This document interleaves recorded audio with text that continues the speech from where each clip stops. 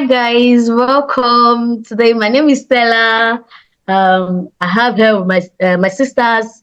We are all cyber girls, and we have Veronica Saki, we have Sophie Ugochukwu, we have Becky Katerima, and Victoria Simon.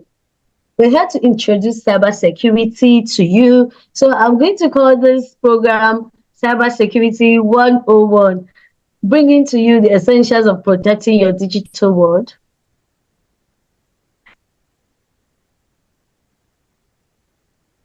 All right. What are we going to be talking about in this meeting? We're going to introduce cybersecurity to you, of course. We'll talk about the career paths in cybersecurity. We're going to delve deeper into the technical skills that you need to become a cybersecurity professional.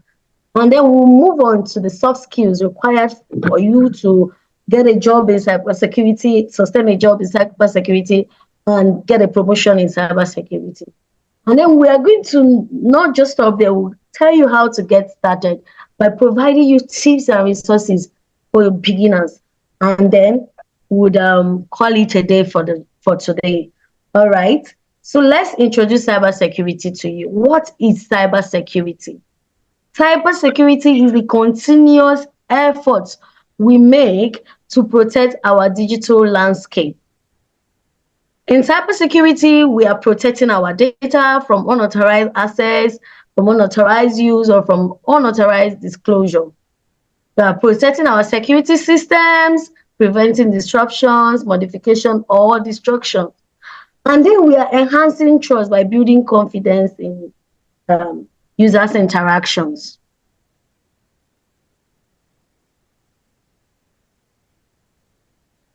All right, we are talking about protecting digital landscape. What are we protecting this digital landscape and systems from? We're protecting them from cyber threats. Cyber threats. So we have so many threats, okay, in cybersecurity. We have so many attacks in cybersecurity. But I'm going to mention the most popular ones. You can always come across more threats, find it out as a cybersecurity professional. However, these four are always very popular. We have the malware, which are like malicious softwares that causes harm to either our system, our network, or our network environment. They include the viruses. I am sure you've heard of virus where you then use antivirus. That's very popular. We've heard of worms, ransomwares, and more. We talk about another threat, which is phishing. Phishing is when they're tricking a user into revealing sensitive information. And this action is usually carried out through emails.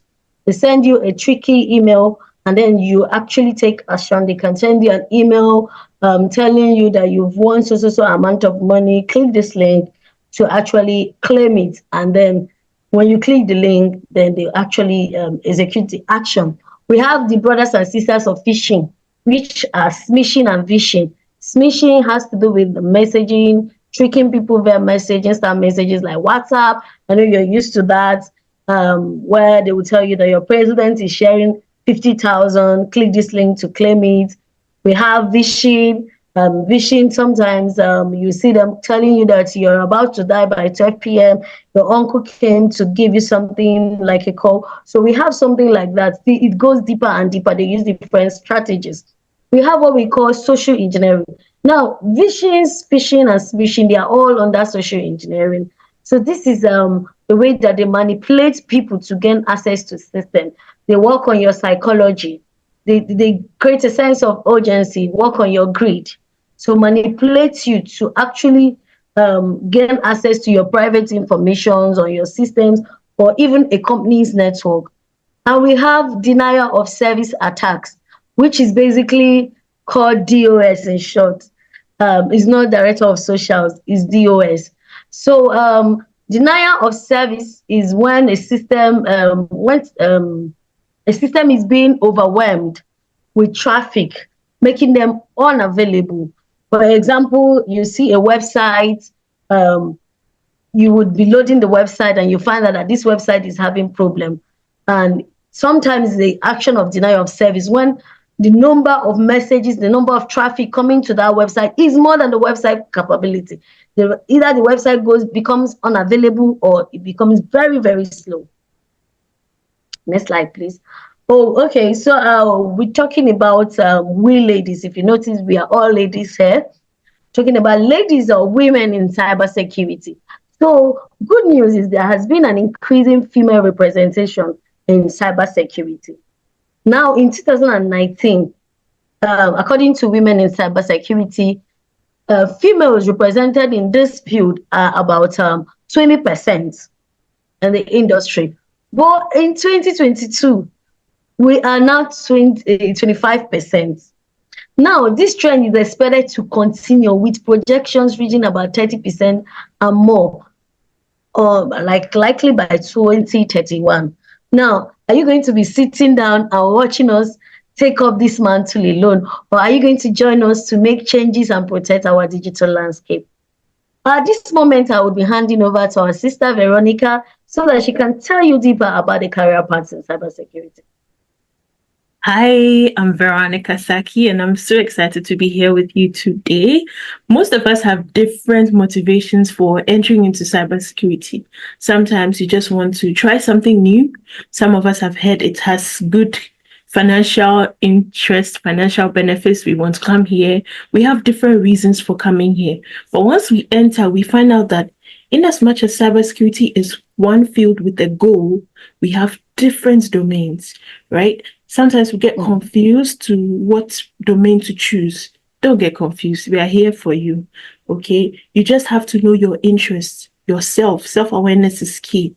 If you're someone who likes to read and write, that's what we call GRC for you. We're going to go deeper, don't worry. If you prefer creating solutions and implementing them, then we're looking at security engineering and architecture. If you're an observer, you're curious like me, I like asking so many questions and you like having answers, digging for answers. Maybe incident response and forensics will be great for you. If you're interested in destroying stuff to fix them, these people, maybe when you were small, you really like Legos. You see those things, you break it, then you fix it again. Or you like those Mortal Kombat and those things, offensive stuff. Maybe this is for you. One thing I want you to know, because it's going to look like it's a lot. It's not a lot at all. We're your sisters, we're here to support you. It's okay to feel unsure. It's okay to feel, this one sounds interesting. I like this. Oh, but you hear another thing and you go like, I like this too. It's very okay. But start with what interests you the most, right? Then you grow from there. That's the first thing I want you to put in your mind before we start. Now, let's look at security operations. When we say operations, what comes to your mind? Day-to-day activity, full stop, right? So these people are in charge of monitoring day-to-day activity, what's happening. Security operations gets busy when an incident occurs or when what we call a practice is happening. Maybe they are just practicing for an incident. That's when security operations is very hot. So this is a place where maybe if you are very curious, you enjoy monitoring stuff, you observe, you see that this is a problem, you find the answer. This is a place you may like to be in. We have SOC analysts over here. We have incident response specialists. We have threat hunters over here in security operations. Then we have engineering and architecture. This is the path I find myself in. So if this interests you, you can contact me or my sister Stella. We're actually in this domain. So over here, we are designing and implementing security solutions, right? The internet, that's what, when we say cyber, that's what it is, the internet, right? It has a lot of pathways, it has a lot of communication going on in there. So what we do is we study the internet, we study networks, what it is about, even cloud. Then we now come and design and implement solutions to be able to protect those pathways, right? Over here, you find security engineers, you find cloud security architects, network security specialists, many more, but this is just a few roles, right? Then when we look at the next one, which is GRC, governance, risk, and compliance. These people, I call them our lawyers because that's what they are. They are usually with the books.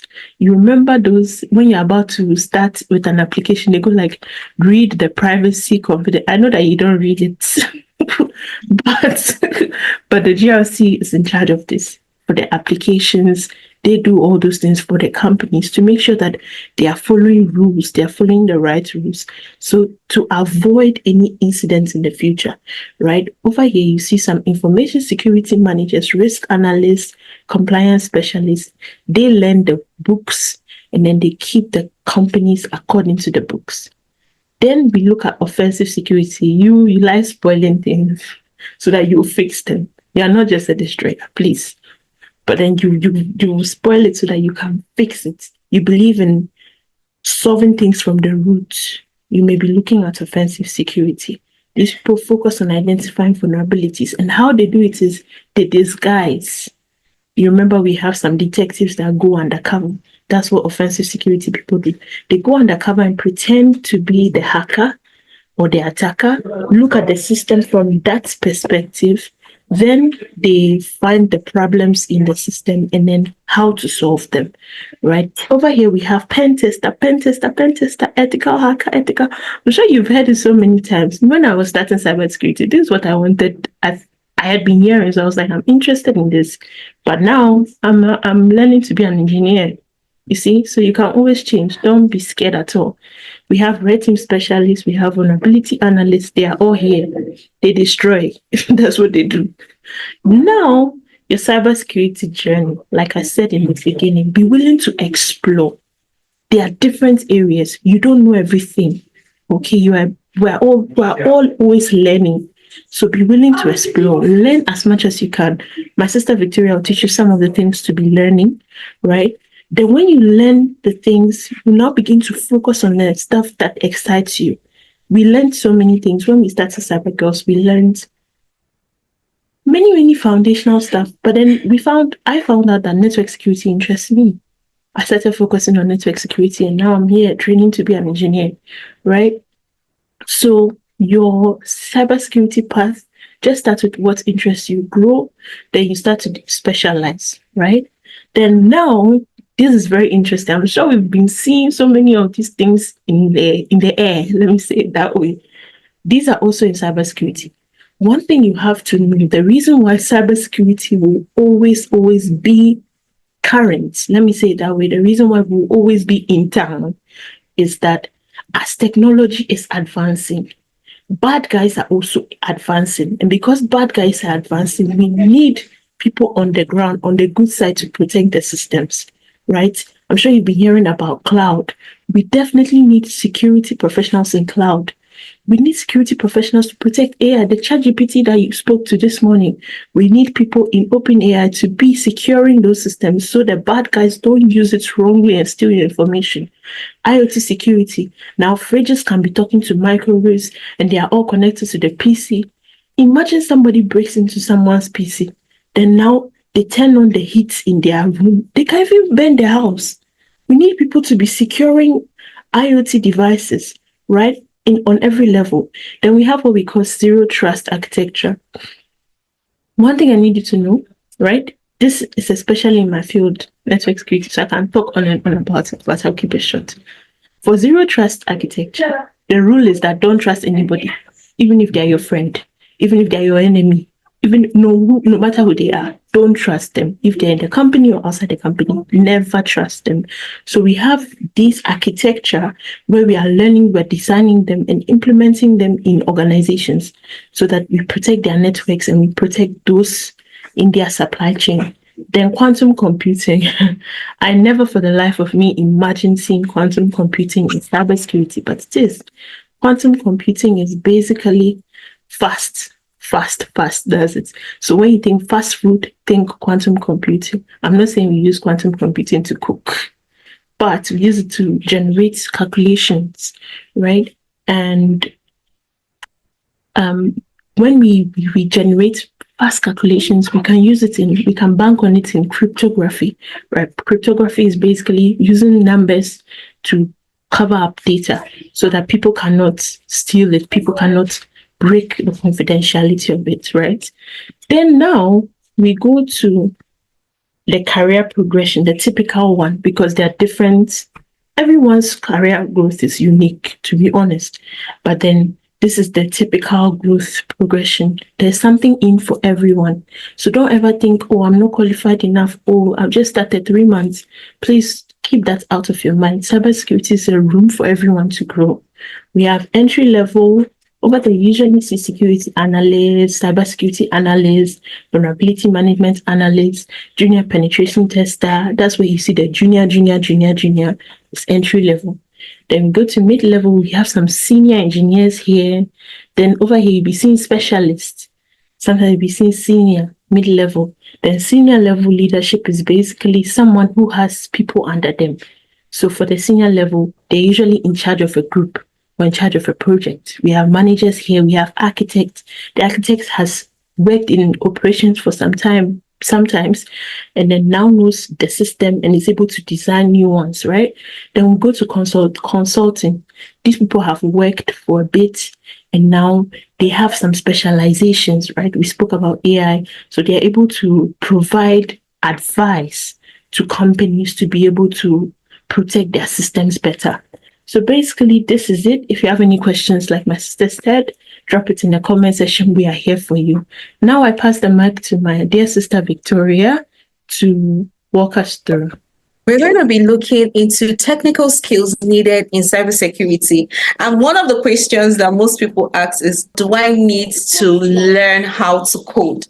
Now, it is very important for you to understand that there are different cybersecurity skills that are needed. There are different career paths and all of that. So what is indeed technical skills? Technical skills are practical abilities and expertise that involve the tools and knowledge required to carry out a job effectively. So if you want to do any job in any career path at all that you eventually choose, you're going to be needing tools, you're going to be needing knowledge, and that's what we're going to be talking about. So whether you want to use technical, the critical infrastructure security, the cloud security, GRC, that's the governance, risks and compliance, network security, digital forensics, and threat intelligence, which is my own career path, I'm going to be telling you the things that the basic technical skills that you need. And don't be afraid. You know, like, I want to code. You don't have to code, right? That's just the truth. For some career path, you don't have to code. So you really need to, just like Veronica said, you need to be self-aware. When you're self-aware, you know what you can improve on, where you can go forth and stuff like that. So now let's talk about essential technical skills. Now, for essential technical skills, you must understand networks, all right? Just like I am speaking English to you, you understand. The same way when we talk about cyber, which is network, like the internet, how things connect to each other, how things talk to each other. So you need to understand computers. Computers do not understand the words that we speak. They understand zeros and ones, all right? By the time you start learning some of these things, you would know that it is one of the aspects of this career path that you need to know. So whether you're GRC, you need to know how networks talk to each other. Just like you're tuned in on YouTube listening to me right now, your phone actually, your phone was able to go over to Google and then all the way to YouTube. These are interactions, and you need to understand how some of these things work. All right. Then operating system. You're going into a field that has to do mostly with computers and the internet and stuff like that, which is accessed via digital media, regardless whether phones or systems. So you need to know how operating system works. That's the Windows, the Linux, and even that of your phone. All right. Initially, when I started, I didn't want to have anything to do with Linux because I felt like this machine is just so blank. Anything I want to do has to do with command line and all of that, even if with the interface that I can interact with. But when I joined the fellowship and we're giving projects, and I was doing some of these projects one after the other, I was like, oh, is that simple? It's actually calling, when you say one will tell you this is what it's to give you. When you call two, like different language, just like learning how to speak. For example, you're a Nigerian, you want to learn how to speak Hausa, and then you begin to learn it, and it's of interest. You discover that it's very sweet. So that's one thing. You have to understand the computer language. Basically, when we talk about Windows, Linux, you just have to understand it. And when I started, right now I even prefer Linux to Windows. So let's talk about programming and scripting.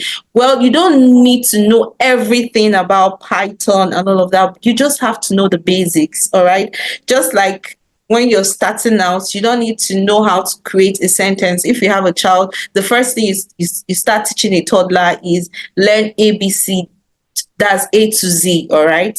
So you don't necessarily need to start forming sentences. So but at least you should know the basics of Python. So the W3 schools is a perfect place. I'm going to be attaching the link to this video where you can go and learn some of the skills for free.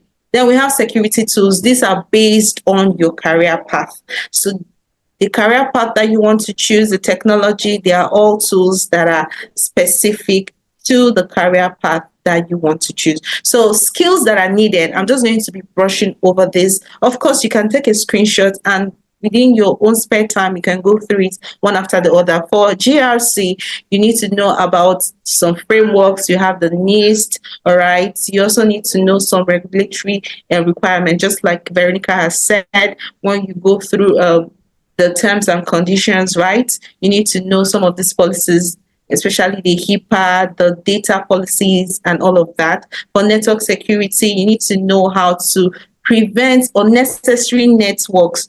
You understand? As Estella talked about DOS, all right? So you need to understand some of these things. For vulnerability, you need to know your meta exploits, your Bob suits, and lots more. For incident response, that's the SOC analyst. As a young girl who wants to go into cybersecurity, you need to get familiar with some of the tools that will help you detect and also respond to some of the threats that Stella mentioned earlier.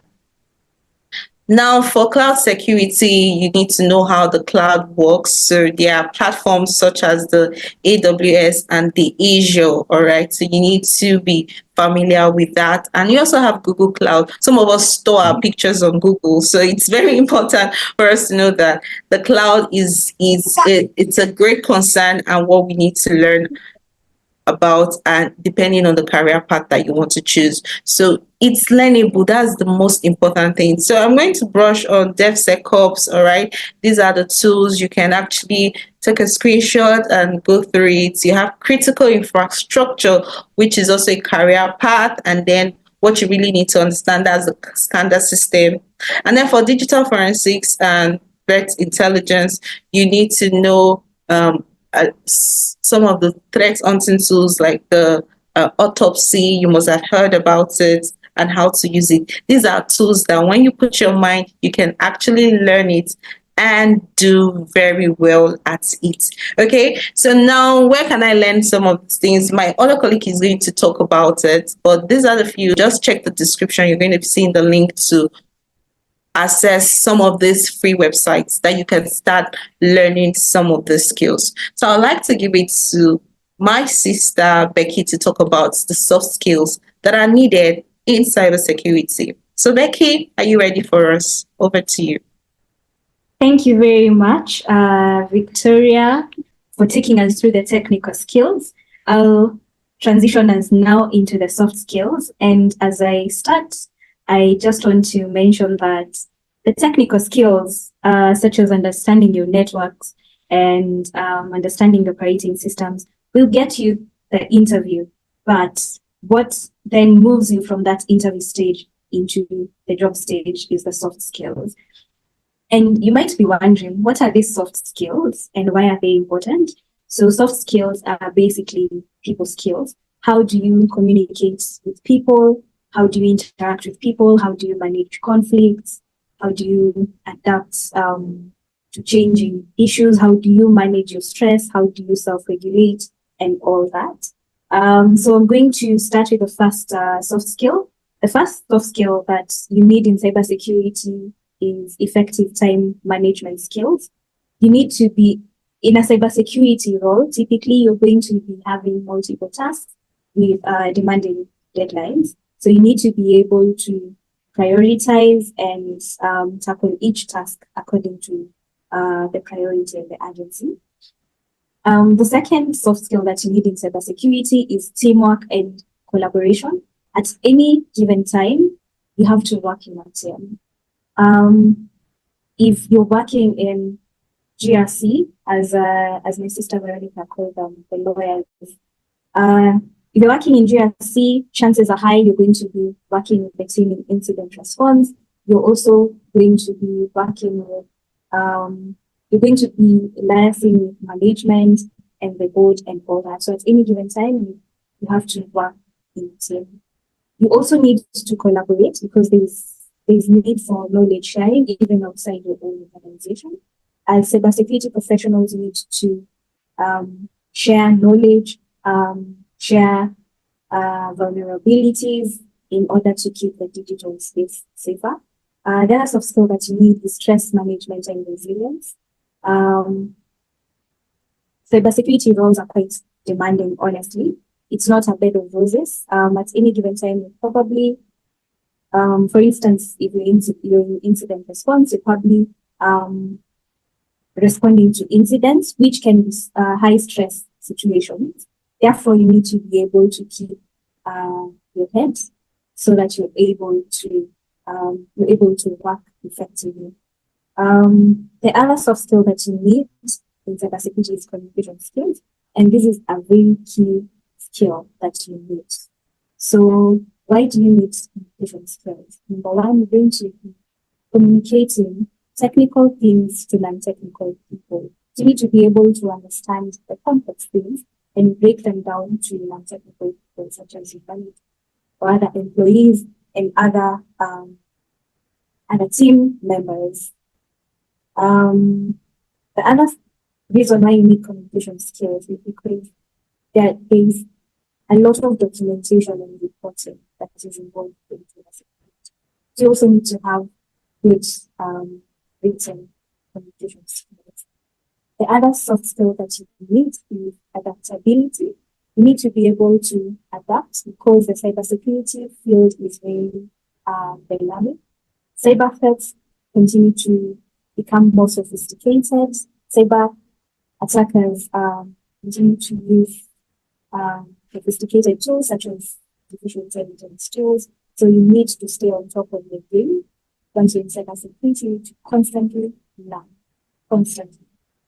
And for instance, for us in cyber girls, we have cyber Fridays, where we read articles of current issues in cybersecurity, and then we have. And the final soft skill that you need in cybersecurity is analytical and problem-solving skills.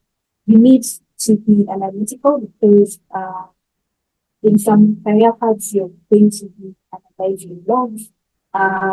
You also need to be able to observe and to catch anomalies even before incidents occur.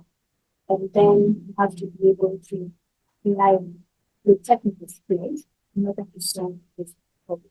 So these are some of the soft skills that you need in cybersecurity. There are many more, but these are some of them that I will highlight here.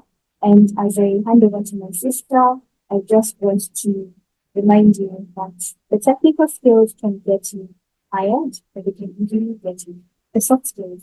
On the other hand, can easily get you. And the hard skills can get you the cybersecurity job, but you really need those soft skills in order to get the job. Thank you. Over to you, Sophia. All right. Thank you very much, my sisters. You all have said it all. We've learned about what cybersecurity is, the skills, how to, like everything about cybersecurity. You've learned everything. So now, the question now is, how exactly do we get into cybersecurity? So basically, the traditional aspect would just be, pushing a formal education, like in computer science, information technology, or cybersecurity itself. But what about in a case where you're done with school and you're looking to transition into cybersecurity because you've learned about it now? How do you go about this? This is where boot camps and fellowships like Cyber Girls come into play. We all started our journey with Cyber Girls. Majority of us here, our backgrounds were not in tech, and we got into Cyber Girls. Like me, I studied mass communication, but right now I am a cloud security engineer. But let's say you've heard about this now, and then you want to learn a little more about it before, let's say, applying for Cyber Girls. So that's where online courses like Cisco for All, Coursera courses, InfoSec, or you like reading and all, then you can take courses, or you can read books on network security. Just basically understanding the fundamentals, because the fundamental is going to, cement your understanding of whatever you're going to be doing in cybersecurity. And one key tool that is undervalued, a lot of people did not utilize, is YouTube. Use YouTube. YouTube is a free university on its own. So whatever it is that you're looking for in cybersecurity, YouTube has the answer to it. You can check out channels like Professor Mesa, David Bombo. These channels are dedicated to beginner level knowledge on cybersecurity. So you check it out on YouTube and you're on your way to getting started in cybersecurity. Now, you've taken these courses, and then you've attended Cyber Girls, and let's say now you're now well-grounded in cybersecurity. What next?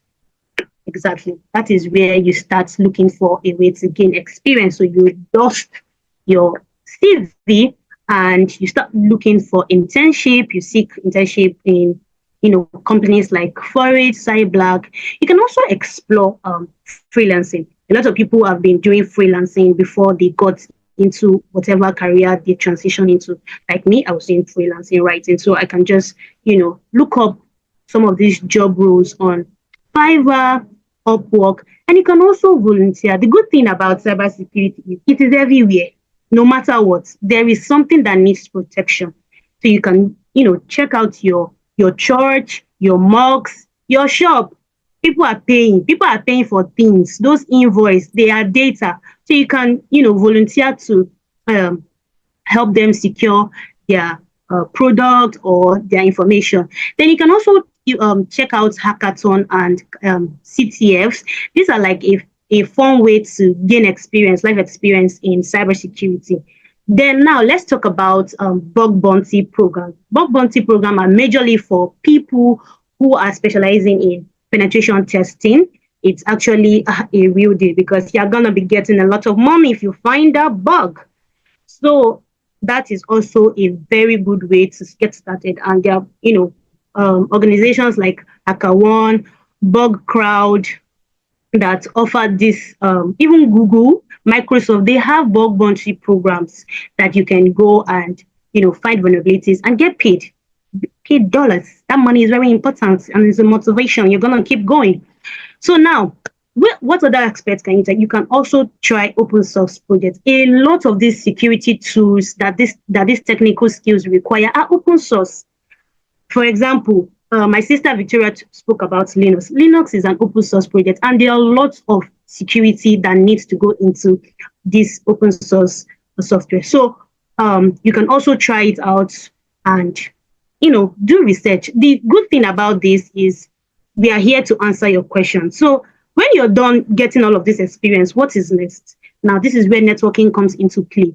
You need to network and understand that networking, cybersecurity first, is about people and technology. So the people factor is going to help you a lot. Attend professional associations that's like ISACA, ISC Square, and conference, even local meetup in your village. Where you come from, there must be something that has to do with cybersecurity. And even if you don't see a community that has to do with cybersecurity, you can invent it yourself. Don't worry. If you have questions, you can join online forums that would answer your questions. Like us, we are here to answer you. Follow us on social media, follow experts on social media. One thing about cybersecurity is you need to be visible. Recruiters need to see you. Other people need to see you and know that you are out here securing people. And without leveraging your social media, there's no way we are going to know you exist. So no one knows a silent genius. So come out there and, we are here to answer any questions. You can find us on LinkedIn. You can follow professionals like Confidence Stavely, Dr. Uriti. We are all here, women who are out here to help you get started and keep you in this game of securing our digital world. I hope you've been able to learn a lot from this event, and we are looking forward to seeing you alongside us in cybersecurity. Thank you.